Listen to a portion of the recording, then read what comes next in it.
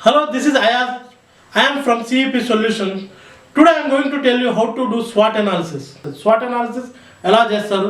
SWOT what's the role in business management? మన business మేనేజ్మెంట్లో దాని రోల్ ఏంటి అనేది ఈరోజు మనం తెలుసుకుందాం. SWOT analysis is nothing but strength, weakness, opportunity and threats. Strength and weakness వచ్చేసి internal factors and opportunity threats వచ్చేసి external factors. Next what is స్వాట్? SWOT అంటే ఏంటి? SWOT analysis is nothing but SWOT analysis is a strategic planning technique used to help a person or organization identify strength, weakness, opportunity and threats related to business competition or project planning. ఒక company యొక్క అంటే మన company అవ్వచ్చు లేకుంటే వేరే వాళ్ళ company అవ్వచ్చు, ఒక కంపెనీ యొక్క స్ట్రెంగ్త్, వీక్నెస్, ఆపర్చునిటీ, థ్రెట్స్ ఇది కంపెనీ స్టార్ట్ అయ్యేటప్పుడు కానీ, మిడ్ ఆఫ్ ది కంపెనీ కానీ, లేకుంటే ఒక కొత్త ప్రోడక్ట్ని లాంచ్ చేస్తున్నప్పుడు కానీ మనం స్వాట్ అనాలిసిస్ చేస్తాం. అండ్ మీరు ఇక్కడ ఇమేజ్ చూసుకోండి, ఎక్స్టర్నల్ ఫ్యాక్టర్స్ ఉంది, ఇంటర్నల్ ఫ్యాక్టర్స్ ఉంది. అంటే ఎక్స్టర్నల్ అంటే బయట నుంచి మన కంపెనీకి ఉండే థ్రెట్ ఏమేమి ఉంటాయి, మనకు బయట నుంచి ఏమేమి ఆపర్చునిటీస్ ఉంటాయి, ఏమేమి థ్రెట్స్ ఉంటాయి. అంటే ఎక్స్టర్నల్గా మన కంపెనీ మీద ఎలాంటి ఇన్ఫ్లుయెన్స్ ఉంటుంది, ఇంటర్నల్గా మన దగ్గర ఏమేమి ఎబిలిటీస్ ఉన్నాయి, మన కంపెనీలో ఎలాంటి ఎబిలిటీస్ ఉన్నాయి, ఇవి మన స్ట్రెంగ్స్. మన కంపెనీలో ఒక సర్టన్ ఎబిలిటీని మనం రీచ్ అవ్వలేకపోతున్నాం, అది మన వీక్నెస్. ఇలా ఇంటర్నల్గా ఉంటుంది. నెక్స్ట్ వచ్చేసి internal factors, strength and weakness. Internal factors are viewed as a strength or weakness depending upon their effect on the organization objective. మనం ఒక ఎవ్రీ ఆర్గనైజేషన్లో ఒక ఆబ్జెక్టివ్ అనేది పెట్టుకుంటాం. ఆ ఆబ్జెక్టివ్ని రీచ్ అవ్వడానికి మనకి ఏమేమి స్ట్రెంగ్తెస్ ఉన్నాయి, సర్టెన్ ఆబ్జెక్టివ్ని రీచ్ అవ్వకుండా చేయడానికి ఏమేమి వీక్నెస్ ఉన్నాయి, రీచ్ అవ్వకుండా అవ్వడానికి కూడా కొన్ని వీక్నెసెస్ ఉంటాయి. అవేమి ఉన్నాయి అనేది ఇంటర్నల్ ఫ్యాక్టర్స్లో మనం తెలుసుకుంటాం. నెక్స్ట్ వచ్చేసి ఎక్స్టర్నల్ ఫ్యాక్టర్స్. ఎక్స్టర్నల్ ఫ్యాక్టర్స్ మనం ఆల్రెడీ చెప్పుకున్నాం, ఆపర్చునిటీస్ అండ్ థ్రెట్స్. ఈ ఆపర్చునిటీ అండ్ థ్రెట్స్ బయట నుంచి మన ఆర్గనైజేషన్లో కాదు, వీటిని మనం ఇన్ఫ్లుయెన్స్ చేయలేం, దీన్ని కంట్రోల్ చేయలేం. కానీ బయట నుంచి వచ్చినప్పుడు అడాప్ట్ చేసుకోవాలి, లేకుంటే తీసుకోవాలి. ఇలాంటి ఆపర్చునిటీస్ అండ్ ఫ్యాక్టర్స్ని మనం తీసుకోవాలి ఎక్స్టర్నల్గా, బయట నుంచి మన కంపెనీ బయట నుంచి వచ్చే ఫ్యాక్టర్స్ని. ఇక్కడ డెఫినేషన్ వచ్చేసి external factors are those influence circumstances or situations that a business cannot control that affect the business decision that the business owners and stakeholders make. ఎలాంటిదైనా సరే మన బిజినెస్ మేనేజర్స్ కానీ, లేకపోతే స్టేక్ హోల్డర్స్, బయట నుంచి వచ్చి స్టేక్ హోల్డర్స్ కానీ, share holders కానీ, ఎవరైనా ఈ ఎక్స్టర్నల్ ఫ్యాక్టర్స్ని ఇన్ఫ్లుయెన్స్ చేయలేదు. అవి బయట నుంచి వస్తే వాటిని గుడ్ ఆపర్చునిటీస్ అయితే, ఒకవేళ ఆపర్చునిటీ మన కంపెనీ గ్రోత్ని పెంచే ఆపర్చునిటీస్ అయితే వాటిని అడాప్ట్ చేసుకోవాలి. ఒకవేళ థ్రెట్స్ ఉంటే దాన్ని ఓవర్కమ్ చేయగలగాలి. Now, what is a strength? A strength is a resource or capacity of the organization can use effectively to achieve objectives. మన దగ్గర ఏమేమి రిసోర్సెస్ ఉన్నాయి, ఏమేమి కెపాసిటీ ఉన్నాయి తెలుసుకొని వాటిని ఎఫెక్టివ్గా యూజ్ చేసుకునేది మన యొక్క స్ట్రెంగ్స్. నెక్స్ట్ వచ్చేసి strength are the thing that your organization does not particularly well or in a way that distinguishes your from the competitors. మన స్ట్రెంగ్త్ అనేది మనం తెలుసుకొని మన కాంపిటేటర్స్తో ఎలా డిస్టింగ్విష్, ఎలా డిఫరెంట్ వేలో బిహేవ్ చేయగలగాలి అనేది మన ఇంటర్నల్ స్ట్రెంగ్త్ని తెలుసుకొని, మన కాంపిటేటర్స్ వాళ్ళ స్ట్రెంగ్త్ని తెలుసుకొని మనం డిస్టింగ్విష్ చేసుకోవచ్చు. వాళ్ళ బిహేవియర్ ఇది, మన బిహేవియర్ ఇది అని డిస్టింగ్విష్ చేసుకోవచ్చు. నెక్స్ట్ వచ్చేసి advantage your organization has over the organization. Strength అనేది మీకు అడ్వాంటేజ్, మీ యొక్క కంపెనీకి అడ్వాంటేజ్, మీ కాంపిటేటర్స్ నుంచి మీకు ఒక అడ్వాంటేజ్ అనేది, మీకు ఒక ఇలాంటి స్ట్రెంగ్త్స్ ఉంటాయి కంపెనీలో. నెక్స్ట్ వచ్చేసి weakness. In SWOT analysis, W stands for weakness or those characteristics of business that gives disadvantage related to others. SWOT analysis W is a weakness. మన కంపెనీ యొక్క రిసోర్సెస్ని మనం ప్రాపర్గా యూటిలైజ్ చేయకపోవడం, మనం కొన్ని వీక్నెసెస్ ఉంటాయి మన ఇంటర్నల్ కంపెనీలో. ఇవి మన కంపెనీ యొక్క ఆబ్జెక్టివ్ని రీచ్ అవ్వడానికి వెనకలాగుతూ ఉండదు. అలాంటిది వీక్నెస్. ఇలాంటి వీక్నెస్ని మనం ఐడెంటిఫై చేసుకొని దీన్ని ఓవర్కమ్ చేయాలి. Weakness are all those things you do not perform well. మనం సర్టెన్ రిసోర్సెస్ని తీసుకొని ప్రాపర్గా ఫంక్షనింగ్ చేద్దామని స్టార్ట్ చేస్తాం, కానీ మనం ఎప్పుడైతే అనుకున్న విధంగా నడవం, కొన్ని వీక్నెస్లు ఎఫిషియన్సీ అనేది తగ్గిపోతూ ఉంటుంది. ఆ ఎఫిషియన్సీ అనేది మన వీక్నెస్. దాన్ని ఓవర్కమ్ ఎలా చేయాలి, అది ఒకవేళ దాన్ని ఓవర్కమ్ చేయలేకపోతే మన ఆబ్జెక్టివ్ని మనం రీచ్ అవ్వలేం. అలా రీచ్ అవ్వాలి అంటే మనం మన వీక్నెసెస్ని ఐడెంటిఫై చేస్తూ ఉండాలి continuously. And one of the SWOT weakness can prevent you from achieving company goals and objectives. మన కంపెనీ యొక్క ఆబ్జెక్ట్ని అచీవ్ చేయాలంటే మనం వీక్నెస్ని ఐడెంటిఫై చేసుకోవాలి, ఐడెంటిఫై చేసి వాటిని ఓవర్కమ్ చేయగలగాలి. నెక్స్ట్ వచ్చేసి ఆపర్చునిటీస్. ఆల్రెడీ మీకు చెప్పాను, ఎక్స్టర్నల్గా మన కంపెనీకి ఏమేమి ఆపర్చునిటీస్ ఉన్నాయి. ఫర్ ఎగ్జాంపుల్, ఒక టెక్నాలజీ అనేది డెవలప్ అయింది. ఆ టెక్నాలజీని కనుక మనం ప్రాపర్గా బయట మార్కెట్లో ఒక టెక్నాలజీ డెవలప్ అయింది, ఆ టెక్నాలజీ ప్రాపర్గా అడాప్ట్ చేసుకొని మనం దాన్ని మన మార్కెట్లో కనుక తీసుకురాగలిగితే సర్టన్ ఎగ్జాక్ట్ టైంలో మనం ఆ మార్కెట్ ఆపర్చునిటీని క్యాచ్ చేసినట్టు అనమాట. Opportunity are the opening or chances for something positive to happen. నేను అదే చెప్పాను, సంథింగ్ పాజిటివ్ టు హ్యాపెన్. మార్కెట్లో సర్టన్ టెక్నాలజీ వచ్చింది, ఆ టెక్నాలజీని మనం అడాప్ట్ చేసుకొని ఆ టెక్నాలజీని సర్టన్ ఎగ్జాక్ట్ టైంలో కనుక మనం రీచ్ అవ్వగలిగితే ఆ మార్కెట్ని మనం క్యాప్చర్ చేయగలుగుతాం అనమాట. ఛాన్సెస్ ఉండాలి, ఓపెనింగ్స్ ఉండాలి, but you will need to claim them for your self. ఆ టెక్నాలజీని మనం క్లైమ్ చేసుకొని మనం ఆ మార్కెట్ని క్యాప్చర్ చేసుకోవాలి. నెక్స్ట్ వచ్చేసి think about good opportunity you can spot immediately. మంచి ఆపర్చునిటీ వచ్చినప్పుడు ఇమీడియట్లీ దాన్ని తీసుకోవాలి, దాన్ని తీసుకొని మనం ఆ పర్టికులర్ మార్కెట్ని మనం క్యాప్చర్ చేయగలగాలి. లైక్ ఆండ్రాయిడ్ అనే సాఫ్ట్వేర్ వచ్చినప్పుడు శాంసంగ్ క్యాప్చర్ చేసుకుంది, ఆ టెక్నాలజీని వాడుకొని మార్కెట్లోకి రాగలిగింది. వేరే నోకియా వెనకబడిపోయింది, ఎందుకంటే దాని టెక్నాలజీ వేరు. ఆండ్రాయిడ్ని ఎవరైతే తీసుకున్నారో ఆ కంపెనీస్ ఇమీడియట్లీ మార్కెట్లోకి వచ్చి స్మార్ట్ ఫోన్ ఇండస్ట్రీస్ని రూల్ చేయగలిగినాయి. దోస్ గుడ్ ఆపర్చునిటీస్ అనేది చాలా important. Even small advantage can increase your organization competitiveness. చిన్న అడ్వాంటేజ్ వచ్చినా కూడా 1000 crores మీ రెవెన్యూ అనుకోండి, 1000 + 1 crore రెవెన్యూ వస్తే it's advantage from your competitors. అందుకే చిన్న అడ్వాంటేజ్ కూడా మనం మిస్ చేసుకోవద్దు, దాన్ని ప్రాపర్గా స్టడీ చేసి స్వాట్ అనాలిసిస్ చేసి ఇది ఎంతవరకు మన ఆర్గనైజేషన్ బెనిఫిట్ అవుతుంది, మన దగ్గర రిసోర్సెస్ ఉన్నాయా లేవా, ఆ రిసోర్సెస్ని మనం క్యాప్చర్ చేసుకుని మన ఆర్గనైజేషన్లో ఇంప్లిమెంట్ చేయాలి. And when it comes to threats including anything that can negatively affect your business from the outside. Already మనం ఎక్స్టర్నల్ ఫ్యాక్టర్స్ గురించి మాట్లాడుకున్నప్పుడు threats are coming under the external factors.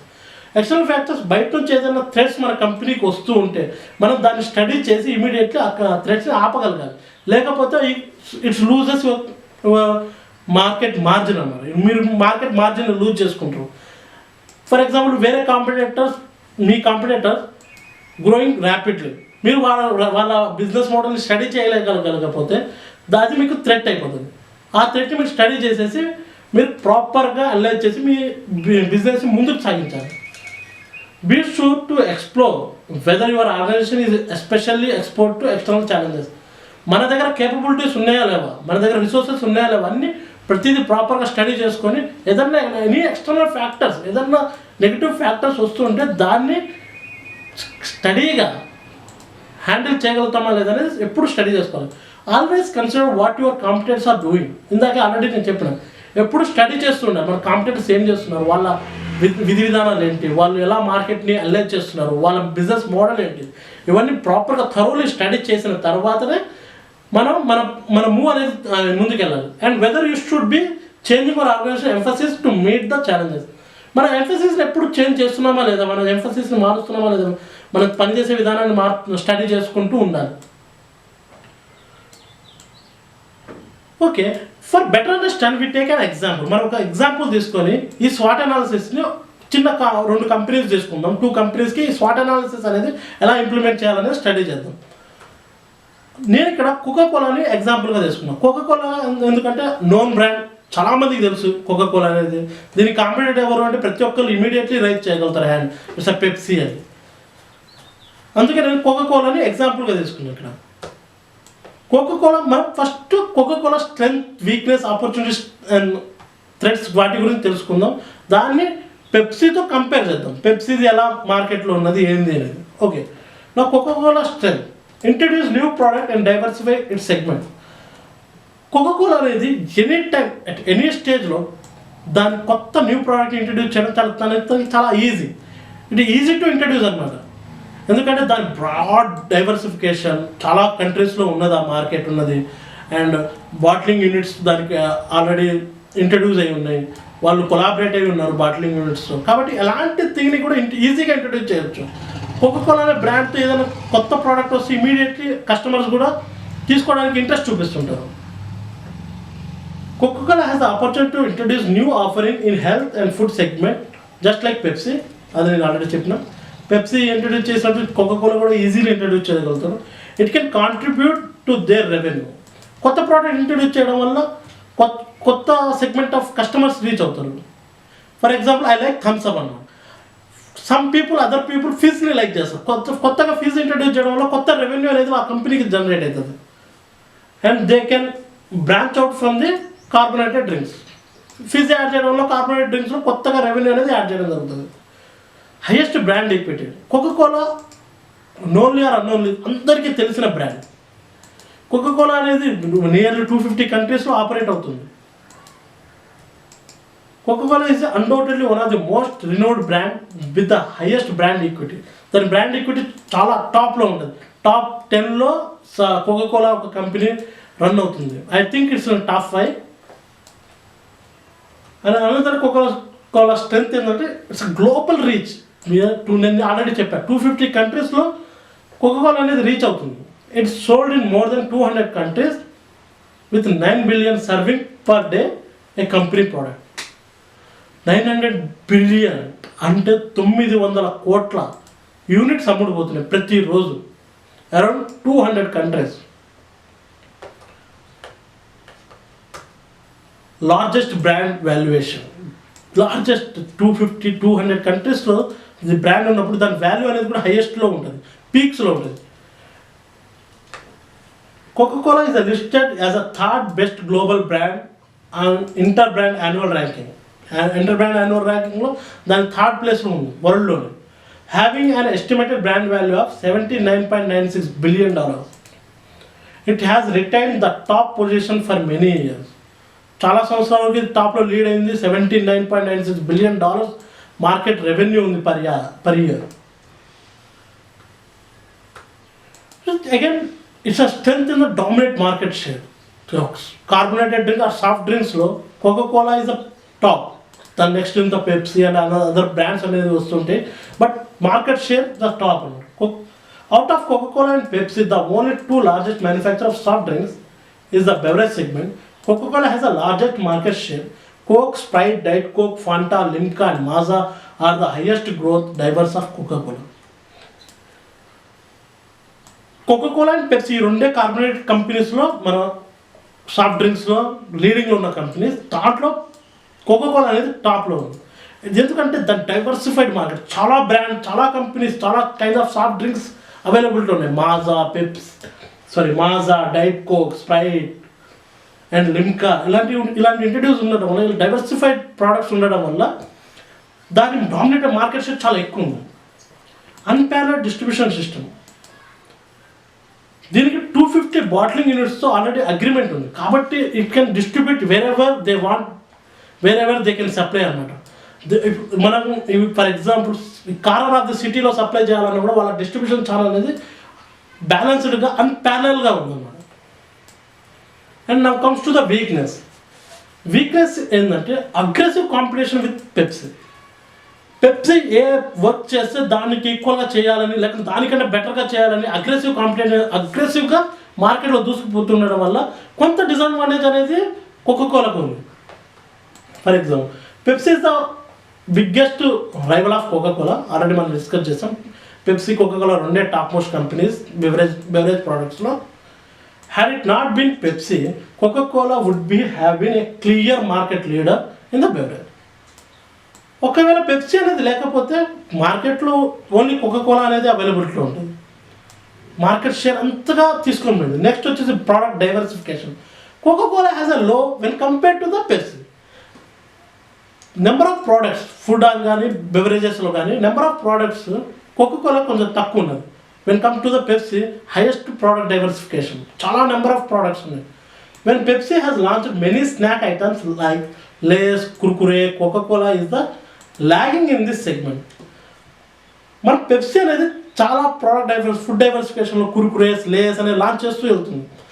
మరి కోకోకోలా చేయలేకపోయింది, అందులో కొద్దిగా వెనకబడిపోయింది.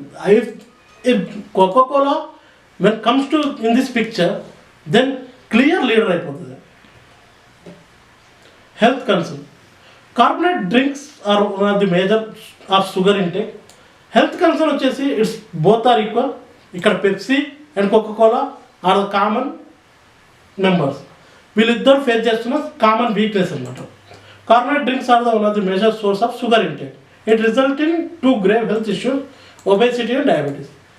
మనం పెప్సీ కానీ కోకోకోలా కానీ ఎలాంటి సాఫ్ట్ డ్రింక్స్ తీసుకున్నా కూడా దాంట్లో షుగర్ ఇంటేక్స్ ఎక్కువ ఉండడం వల్ల మనం ఒబేసిటీ, స్థూలకాయాలు ఇలాంటి ఒబేసిటీ అండ్ డయాబెటీస్, షుగర్, మధుమేహం జబ్బులు లాంటివి మనకు వస్తూ ఉంటాయి. Coca Cola is the biggest manufacture of carbonated drinks. మనం ఎవ్రీ టైమ్ రిపీట్ చేస్తున్నాను నేను ఇదే వర్డ్ని. Many health experts have prohibited the use of this soft drinks. It a controversial issue for the company. Soft drinks ఎక్కువ తీసుకోవడం వల్ల మనకు obesity, స్థూలకాయం, sugar, మధుమేహం ఇలాంటి జబ్బులు వస్తున్నాయి. కాబట్టి హెల్త్ ఎక్స్పర్ట్స్ ఏం చెప్తున్నారు, డోంట్ యూజ్ దెమ్ అంటున్నారు. ఇలాంటి స్లోగన్ ఈ కంపెనీకి చాలా ప్రాబ్లమ్స్ని ఈ companies both Pepsi and Coca-Cola both are facing this problem అన్నమాట. Now Coca-Cola has the opportunities from the external. Introduce new and diversified its segment. మనం ఆల్రెడీ అవుట్ సైడ్ నుంచి వచ్చేస్తే ఎలాంటి న్యూ ప్రోడక్ట్స్ కూడా కోకోకోలా అనేది ఇంట్రడ్యూస్ చేయగలుగుతుంది. Next, increase presence in developing nations. Many regions with a hot climate have the highest consumption for cold drinks. Thus, increasing presence in such as location can be excellent. Middle Eastern and African countries are the example. Coca Cola ఇంకో example ఏంటంటే hot కంట్రీస్లో soft cool drinks అనేవి ఎక్కువగా consume చేస్తుంటాం. For example మన place, మన లొకేషన్లో summer రాగానే మనం యూజువల్గా జ్యూస్ తీసుకుందాం అనుకుంటాం. బట్ ఈజీలీ అవైలబుల్ ఏముందంటే థమ్స్అప్ ఉందా, okay let's go the Thums Up, Coca Cola అని మనం అంటాం. ఇలాంటి హాట్ కంట్రీస్ యొక్క టెంపరేచర్ మన కోకోకోలాకి ఒక ఆపర్చునిటీస్ని ప్రొవైడ్ చేస్తుంది. No when comes to the Coca Cola threats from the external factors, water usage controversy. ఈ threats is common to Pepsi and Coca Cola అన్నమాట. ఈ థ్రెట్ అంటే మనం ఎక్కువ నీరు కన్జ్యూమ్ చేస్తున్నాం. యాక్చువల్లీ మనం ఇలాంటి బాట్లింగ్ యూనిట్స్ అనేవి మనం ఎక్కడ చూస్తాం, ఎక్కడైతే వాటర్ స్కేర్సిటీ ఉందో అక్కడే చూస్తాం. హాట్ ఏరియాస్లోనూ అక్కడే ఎక్కువ కన్జ్యూమ్ చేస్తుంటారు. సర్టన్ లొకేషన్లో ఎక్కువ వాటర్ని కనుక మనం పుల్అవుట్ చేస్తే అక్కడ వాటర్ స్కేర్సిటీ అనేవి గ్రౌండ్ లెవెల్ వాటర్ని తగ్గిపోయి వాటర్ స్కేర్సిటీ అనేది రావడం జరుగుతుంది. ఇలాంటిది పెప్సీకి కానీ కోకోకోలా కానీ యూజువల్ థ్రెట్ అనమాట. ఇది Coca Cola has faced many criticism over its water management issue. Many social and environmental groups have claimed that the company has a vast consumption of water in water scarce region. ఎక్కడైతే water scares already ఉందో అలాంటి రీజన్లోనే ఈ companies పెట్టి మళ్ళీ గ్రౌండ్లో ఉన్న water మొత్తాన్ని consume చేయడం వల్ల ఆ ఏరియాలో వాటర్ స్కేర్సిటీ అనేది రావడం జరుగుతుంది. Besides people have alleged that Coca Cola is polluting water and mixing pesticides in water, clear contaminants. ఎప్పుడైతే ఈ ప్రాసెస్లో కొన్ని కెమికల్స్ అనేవి రిలీజ్ అవుతాయి, ఈ కెమికల్స్ని అక్కడ లోకల్ బాడీస్లో కలపడం, ఇలా వాటర్ని కంటామినేట్ చేయడం, ఎయిర్ని కంటామినేట్ చేయడం, ఇలాంటివి కొన్ని థ్రెట్స్ వీళ్ళకి కోకోకోలాకి అనేవి రీచ్ అవుతుంది. And packaging controversy. మనం ఎప్పుడైనా రెగ్యులర్గా ఒక డ్రింక్ తీసుకుంటే ఆ డ్రింక్ ప్లాస్టిక్ బాటిల్లో ఇన్బిల్ట్ అయి ఉంటుంది, ప్లాస్టిక్ బాటిల్లోనే ఉంటుంది. ఆ ప్లాస్టిక్ బాటిల్ ఆఫ్టర్ యూస్ అయితే ఆ ప్లాస్టిక్ని ఎలా రీసైకిల్ చేస్తున్నారు అనేది ఇది ఒక కాంట్రవర్షియల్ ఇష్యూగా నడుస్తుంది. Coca-Cola is published in report 2017 is use of single-use plastic bottles. It has also been criticized over its recycling and renewable sources. అలాంటి చూపించలేకపోయింది మార్కెట్లో, రీసైక్లింగ్ అనేది చూపించలేకపోయింది. రివర్స్ లాజిస్టిక్ అనేది ప్రాపర్ క్లియర్గా లేదు. Direct and indirect competition. Although direct competition from the Pepsi is clear in the market, however there are many other companies which are indirectly competing with the Coca-Cola. For example, Starbucks, Costa Coffee, Tropicana, Lipton Juice and Nescafe are the indirect competitors for Coca-Cola which can threaten its market position. కొంతమంది soft ఎప్పుడు Coca-Cola, Pepsi కాకుండా Tropicana juice తాగుతారు. ఆ స్టార్బక్స్లో నుంచి tea, coffee, Costa coffee తీసుకుంటారు. Lipton juice అని వారికి లిప్టాన్ కంపెనీ జ్యూసెస్ ఇవి తీసుకోవడం వల్ల వాళ్ళకి indirect competition, it's not direct competition, but కొంత సెగ్మెంట్ ఆఫ్ పీపుల్ అనేది వాళ్ళు they are preferring other juices, other soft. It's not a soft, it's a juices market. But అది కూడా ఒక డైరెక్ట్ కాంపిటీషన్ అనేది. It's not direct competition, it's indirect competition. Okay friends, మీకు కనుక ఏమైనా స్వాట్ అనాలిసిస్లో ఏమైనా డౌట్స్ కానీ ఏదైనా అన్క్లియర్ అనిపిస్తున్నా నాకు కామెంట్లో చెప్పండి. I will clear your doubts and everything. Thank you for watching this.